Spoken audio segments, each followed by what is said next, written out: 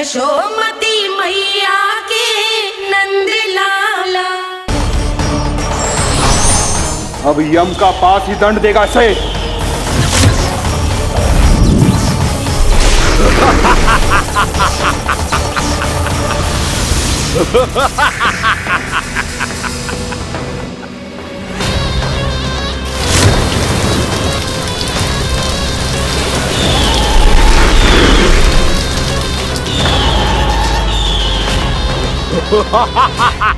तूने जल की धार को भले ही काट दिया हो दुष्ट, पर हिम में धार नहीं होती। अब मेरी हिम शक्ति तुझे जमा कर नष्ट कर देगी।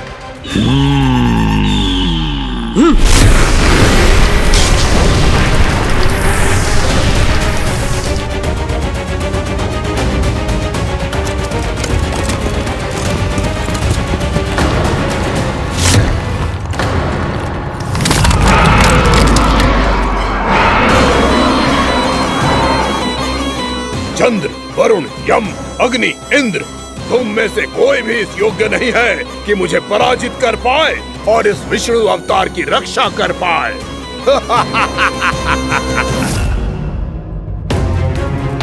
इस असुर को देवता कुछ ना बिगाड़ पा रहे हैं। अब क्या होगा खाना का? बकासुर, मैं अपनी किरणों की ताप से तुझे छल्दी छल्दी कर दूंगा।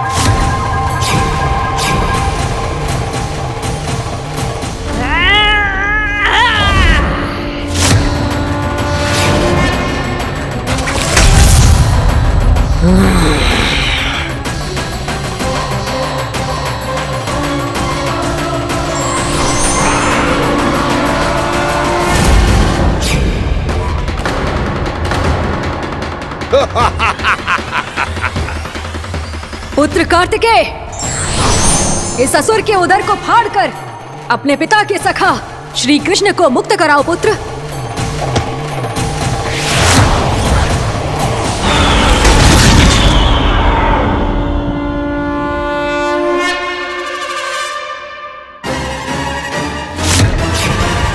मैंने कहा था, तुम में से कोई भी मेरा बाल भी बांका नहीं कर पाएगा।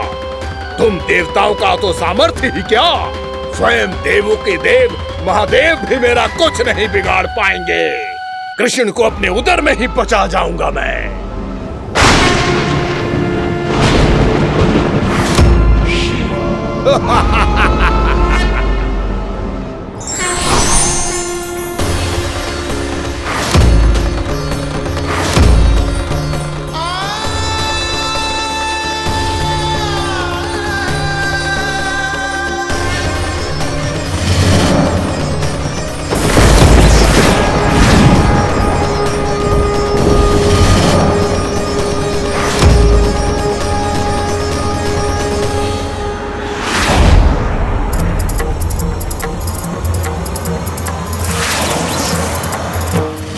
शिव शंकर का त्रिशूल है। एक ही बार में इस असुर का प्राण ले लेगा ये। हाँ, महादेव का त्रिशूल।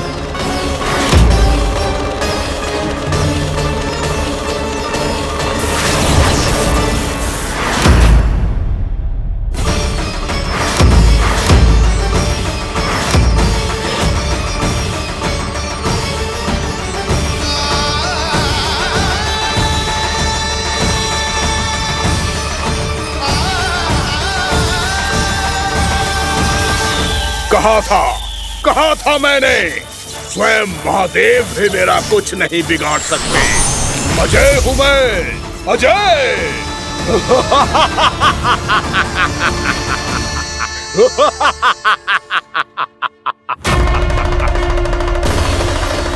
प्रभु, आपके त्रिशूल की महिमा तो अपरंपार है, तो फिर ये ठहर क्यों गया? आपने अपने त्रिशूल को वापस क्यों ले लिया महादेव? इस दुष्ट का संहार क्यों नहीं किया? क्योंकि इसकी मृत्यु मेरे हाथों नहीं, मेरे सखा नारायण के अवतार श्री कृष्ण के हाथों ही होगी, और यही विधि का विधान है। पर पिताजी, श्री कृष्ण तो इस असुर के उदर में फंसे हुए हैं, हम उन्हें मुक्त कैसे कराएंगे? ये उन्हें स्वयं ही मुक्त करेगा पुत्र। श्री कृष्ण अपने अपमान से क्रोधित नहीं होते, पर अपने भक्तों का अपमान वो क्षण भर भी सहन नहीं कर पाते। वकासुर यही भूल कर रहा है, हम सबका निरंतर अपमान करके वो उन्हें क्रोध दिला रहा है।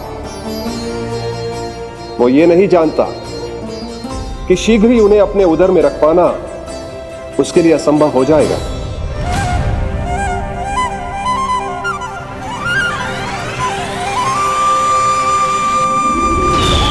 क्या हुआ महादेव? पराजित होकर भी मुस्कुरा रहे हैं। पर अब तो महादेव कहलाने के भी योग्य नहीं रहे आप। असफल देवताओं की इस अयोग्य सेना को लेकर चले जाइए यहां से। ना ये मेरा सामना कर सकते हैं और ना ही आप। मेरी शक्ति के सामने आप अक्षम हैं महादेव।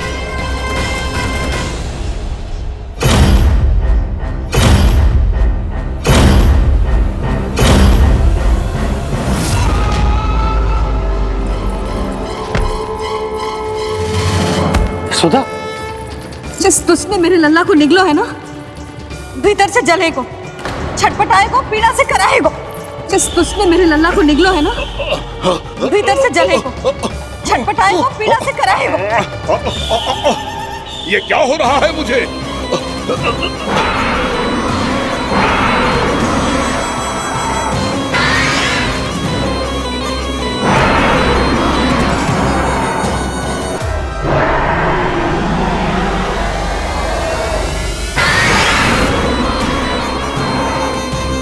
मुझे ऐसा क्यों लग रहा है जैसे भीतर से जल रहा हूं मैं? ये क्या हो रहा है मुझे?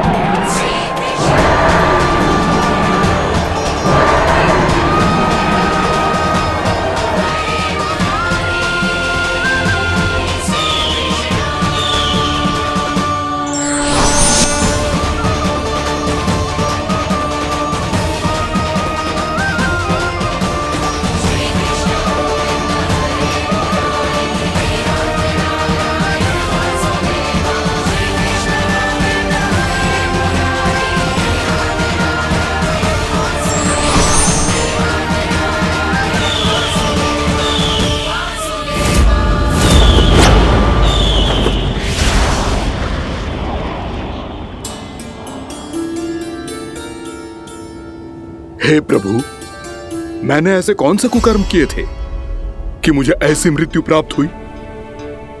और ऐसे कौन से सुकर्म किए थे कि आपके हाथों से मुझे मोक्ष प्राप्त हुआ है प्रभु? में स्मरण करो, हे गिरीश की पुत्र वक्कासुर। स्मरण करो, कैसे अपने पिता की तरह अभिमान से भरे हुए थे तुम। स्मरण करो, कैसे हमें पराजित करने के लिए पूरी सृष्टि को संकट में डाल दिया था तुमने, और हमें विवश होकर पराजय स्वीकार करनी पड़ी थी। स्मरण करो, कैसे तुमने देवराज इंद्र का छत्र चुरा लिया था। पर यह सब भी पर्याप्त नहीं था वक्कासुर। तुम्हारे पापों का घड़ा तब भरा था जब तुमने देवी गंगा के जल में साधना करते हुए जजाली मुनि की तपस्या में व्यवधान डाला था।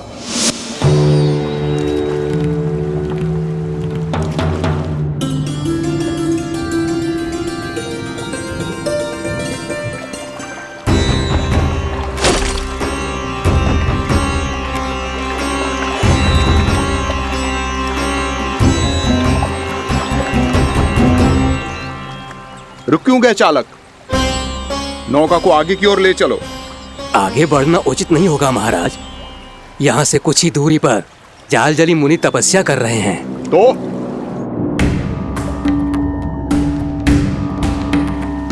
मेरे मत्स्य आखेट के क्षेत्र में इसने तपस्या करने की भूल की है। मेरे ही राज्य में मेरा कोई क्षेत्र मेरे लिए वर्जित हो, यह मुझे स्वीकार नहीं है। आपने पर्याप्त मत्स्य आखेट कर लिया है महाराज। यदि तुम इन मछलियों का आहार नहीं बनना चाहते हो, चुपचाप मेरी आज्ञा मानो। क्षमा, क्षमा महाराज।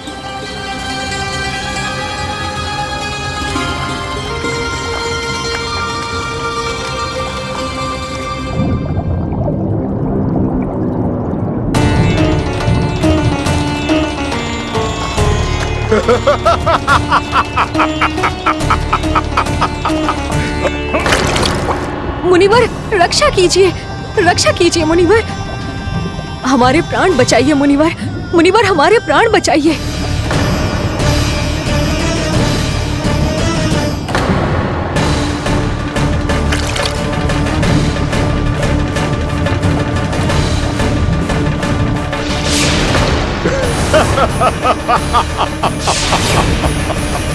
ठहर जाओ असुरराज। इन मछलियों को हानि ना पहुंचाओ। क्यों मुनि?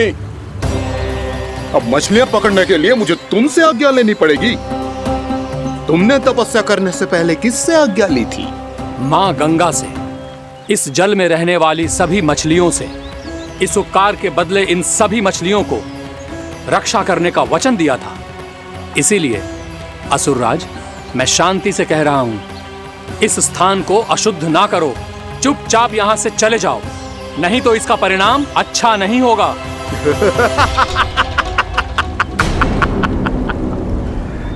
तुम जिन देवताओं की तपस्या कर रहे हो ना मुनि, उन्होंने भी मेरा कुछ नहीं बिगाड़ पाया था, और तुम मुझे धमकी देने का दुस्साहस कर रहे हो।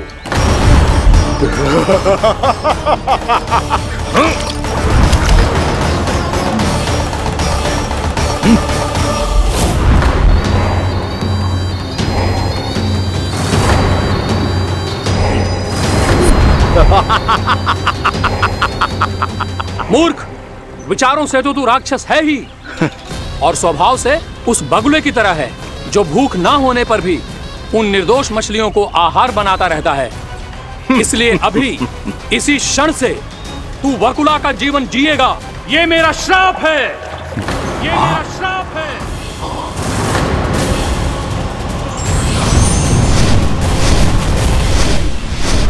श्राप पाने के बाद तुम्हें आभास हुआ कि तुमने कितना बड़ा अपराध किया था, और तब तुम जजाली मुनि से क्षमा याचना करने लगे। तुम्हारे अपराध बोध को जानकर मुनि श्रेष्ठ शांत हुए और उन्होंने तुम्हें वरदान दिया। श्राप से मुक्ति का एक ही मार्ग होता है असुर, पश्चाताप। तुम्हें अपने भूल का पश्चाताप है, इसीलिए मैं तुम्हें वरदान देता हूं। तुम्हें मेरे श्राप से मुक्ति अवश्य मिलेगी। स्वयं प्रभु श्री नारायण के अवतार इस बगुले के देह के बंधन से तुम्हें मुक्त करेंगे।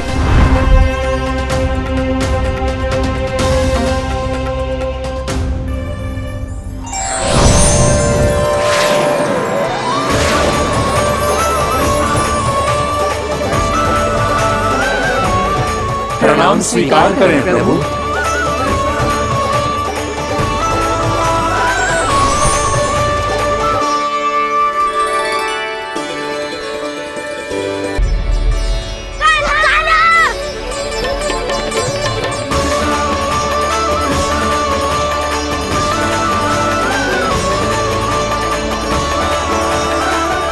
मुझे ना बताओ कि तुम सबने क्या देखा है, चाहे जो देखो है, बस मैया से कछु मत ही बताना।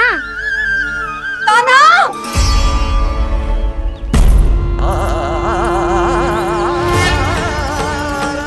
कान्हा! मेरा लल्ला!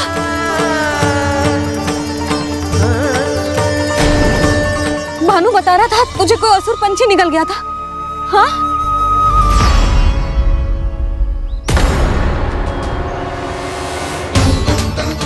हे नारायण, ये क्या है?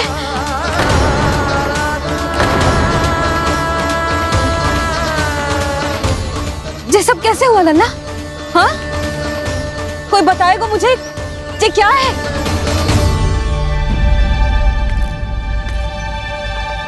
श्रीधामा, मधुमंगल, चिची को सब कुछ बता दो। ये असुर पक्षी मुझे निगलने वाला था रानी भाभी, तभी अंतिम क्षण में कान्हा ने आके मुझे बचा लियो। और ये असुर पक्षी ने कही कि यह है वृंदावन का राजकुमार नंदराज का लल्ला, इसके होते कोई भी वृंदावन वासियों को हानि ना पहुंचा सकते। रानी भाभी, कान्हा ने अपने प्राणों की चिंता ना करी और इस क्रूर राक्षस से भिड़ गयो और इस राक्षस पक्षी ने इसे निगल लियो। इतना पर्याप्त है भोला काका, सब कुछ बताने की आवश्यकता नहीं है। ये सब देख के सारी बालक मंडली इतनी व्याकुल हो गई कि सबने अपने प्राण अर्पित कर दिए और इस असुर पक्षी से कहे कि हमें खा लो और हमारे सखा को छोड़ दो। इन बालकों का पराक्रम देख के सभी देवतागण यहाँ आ गए और उनके हृदय भी पिघल गए और उन्होंने इस राक्षस पक्षी से युद्ध करके इसे मार गिराया। देवताओं के राजा इंद्र के वज्र का प्रहार तो मैंने अपनी आंखों से देखा है ताई जी। और फिर उसके बाद अग्निदेव ने अग्निवस्त्र का प्रहार किया। जय ना काकी, वरुण देव, कार्तिकेय, यमदेव सबने मिलके युद्ध किया इस राक्षस से। कहा था अभी मत बोलना। अरे सब मिलके फंसा दोगे मुझे। माँ भद्रकाली, हमारे शिव शंकर भी आए थे छोटी माँ। दाऊ आप भी। बाबा साईता। मुझे लगता है कि ये कान्हा भी इन्हीं देवताओं में से एक है। संभव तो है चीची। स्मरण है, पूतना और तृणावर्त के आक्रमण के समय भी ऐसा ही हुआ था। सभी राक्षस मारे गए थे, पर अपने कान्हा को एक खरोच तक न आई थी। हाँ जीजी, मुझे लगता था कि श्री नारायण की विशेष कृपा है हमारे कान्हा पे, पर अब तो देख के लग रहा है कि हमारा कान्हा ही स्वयं श्री नारायण है। या फिर उनका अवतार है ये। अरे बस करो तुम सब, ऐसा कछु ना है। अरे जितनी बात सुनी है उससे तो यही लग रहा है कि कान्हा देवताओं और असुरों की युद्ध के बीच में फंस गया था। उसका इस सब से कोई लेना देना ना है। तो फिर इसके तन पे एक भी खरोच क्यों ना आया नंदराज? हाँ।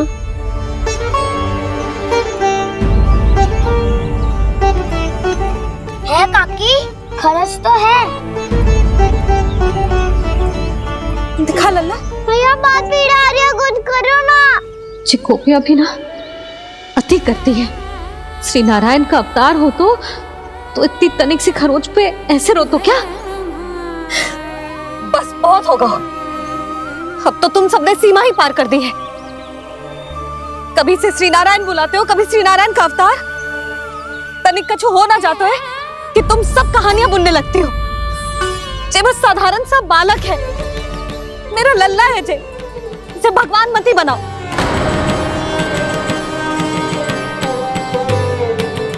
और तू, क्या आवश्यकता थी तुझे यहाँ आने की? हाँ, वो भी मुझे बिना बताए। मेरे साथ छल करके आयो है तू। अब तू घर चल, ऐसा दंड दूंगी ना कि मैया बहुत पीड़ा हो रही है, मैया बहुत पीड़ा हो रही है मैया। हाँ लल्ला, तू घर चल, मैं तुझे औषधि लगा दूंगी, हल्दी का लेप लगाऊंगी ना, झट से ठीक हो जाएगा। चल चल।